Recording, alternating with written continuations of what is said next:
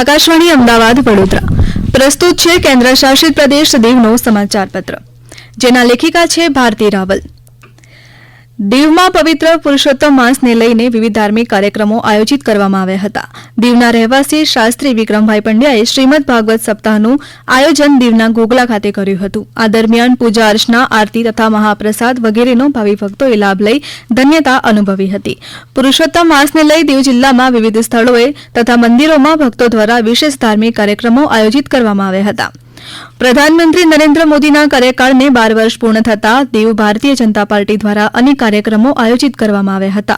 પ્રધાનમંત્રીના નેતૃત્વમાં 12 વર્ષ વિશ્વાસ વિકાસ જન કલ્યાણ કે અંતર્ગત વૃક્ષારોપણ તથા દીવ જિલ્લાના અનેક મંદિરોમાં મહાઆરતીનું આયોજન કરવામાં આવ્યું હતું। આ કાર્યક્રમોમાં બીજેપી હોદ્દેદારો, કાર્યકર્તાઓ, ચૂંટાયેલા જનપ્રતિનિધિઓ વગેરે ઉપસ્થિત રહ્યા હતા। દીવ ખાતે ઉનાળુ વેકેશન દરમિયાન પ્રવાસીઓની ભારે ભીડ જોવા મળી હતી। દર વર્ષની જેમ આ વર્ષે પણ ઉનાળુ વેકેશન દરમિયાન મોટી સંખ્યામાં પ્રવાસીઓ ઉમટ્યા હતા અને Diu saint Paul church, Gogla, blue flag beach, Nagwa beach, foreign market, Diu કિલ્લો, જલંધર બીચ વગેરે સ્થળો પર ફરવાની મજા માણી હતી। દીવ ખાતે આવેલ પ્રવાસીઓનું ખાસ આકર્ષણ નાગવા બીચ રહ્યું હતું। દીવમાં 1 જૂનથી દરિયામાં નહાવા પર પ્રતિબંધ મૂકવામાં આવ્યો છે, જેને લઈને પ્રવાસીઓમાં નિરાશા જોવા મળી હતી। 1 જૂનથી 31 ઓગસ્ટ સુધી દીવ કલેક્ટરના આદેશ મુજબ દીવના દરિયામાં નહાવા તથા માછીમારી પર પ્રતિબંધ લગાડવામાં આવ્યો છે। ચોમાસાને લઈ લોકોની સુરક્ષાને ધ્યાનમાં રાખી આદેશ જાહેર કરવામાં આવ્યો છે। આદેશનો અનેક પ્રવાસીઓ સરેઆમ ઉલ્લંઘન કરતા જોવા મળ્યા હતા। રાહુલ દેવ બુરાનાના આદેશ બાદ બીચ પર દીવ પોલીસ પણ તૈનાત કરવામાં આવી હતી। દીવની શાળાઓમાં પ્રવેશોત્સવ કાર્યક્રમ આયોજિત કરવામાં આવ્યો હતો। દીવ પ્રશાસન દ્વારા સરકારી તથા ખાનગી સ્કૂલોમાં નવા શૈક્ષણિક સત્રની શરૂઆત થતાં નાના ભૂલકાઓના પ્રથમ દિવસે શાળા પ્રવેશને લઈ ભવ્ય કાર્યક્રમ આયોજિત થયો। બાળકોને ધામધૂમથી અને ઉત્સાહપૂર્વક શાળામાં ઓફિસરો તથા ચૂંટાયેલા જનપ્રતિનિધિઓના હસ્તે તિલક લગાડી ફળોની કીટ તથા શૈક્ષણિક કીટ વિતરણ કરવામાં આવી હતી। દીવ ખાતે ફિટ ઇન્ડિયા ગ્રુપ દ્વારા વિશ્વ સાયકલ દિવસની ઉજવણી કરવામાં આવી। વિશ્વ સાયકલ દિવસ દરમિયાન ફિટ ઇન્ડિયા ગ્રુપની ટીમ દ્વારા દીવના ગંગેશ્વર મહાદેવ મંદિર સુધી સાયકલ યાત્રા કરી લોકોને સાયકલ ચલાવવા અને ફિટ રહેવાનો સંદેશો પાઠવ્યો હતો।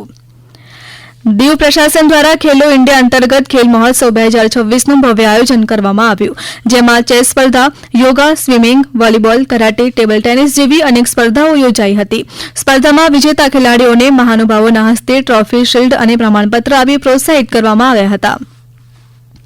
દીવ આરોગ્ય વિભાગ દ્વારા આયુષ્યમાન ભારત ડિજિટલ મિશન હેઠળ દીવમાં મોડલ ડિસ્ટ્રિક્ટ વર્કશોપ યોજાયો। 100% એબીડીએમ સક્ષમ ડિજિટલ હેલ્થ રેકોર્ડ હાંસિલ કરીને દેશના પ્રથમ એવા જિલ્લા તરીકે ઐતિહાસિક સિદ્ધિ પ્રાપ્ત કરી છે, જેને ડિજિટલ હેલ્થ સેવાઓના ક્ષેત્રમાં એક નવું સીમાચિહ્ન સ્થાપિત કર્યું છે।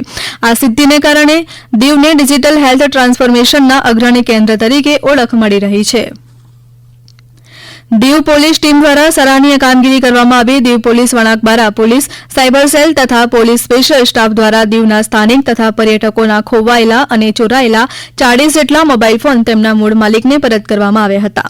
આ પ્રસંગે પ્રવાસીઓ અને સ્થાનિકોમાં ખુશીનો માહોલ જોવા મળ્યો અને દીવ એસપી તથા તેમની તમામ ટીમને તેઓએ આભાર વ્યક્ત કર્યો હતો।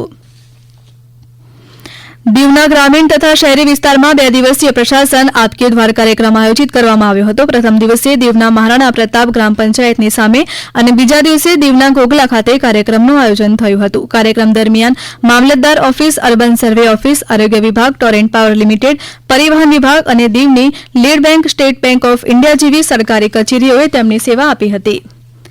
આપ સાંભળી રહ્યા હતા કેન્દ્ર શાસિત પ્રદેશ દીવનો સમાચાર પત્ર, જેના લેખિકા હતા ભારતી રાવલ। આ પ્રસારણ આકાશવાણીના અમદાવાદ વડોદરા કેન્દ્ર પરથી કરવામાં આવ્યું।